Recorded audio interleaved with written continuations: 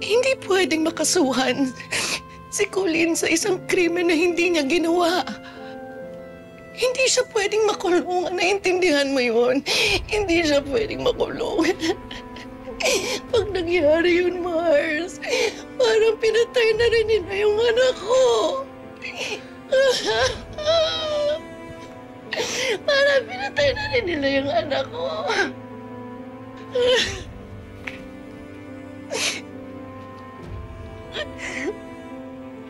Ngayon namin kailangan si Manuel eh. Ngayon namin kailangan. Mangyayari na naman ba ulit yung dati? Hindi na naman siya tutupad sa pangako niya. At iiwan na naman niya kami sa ere.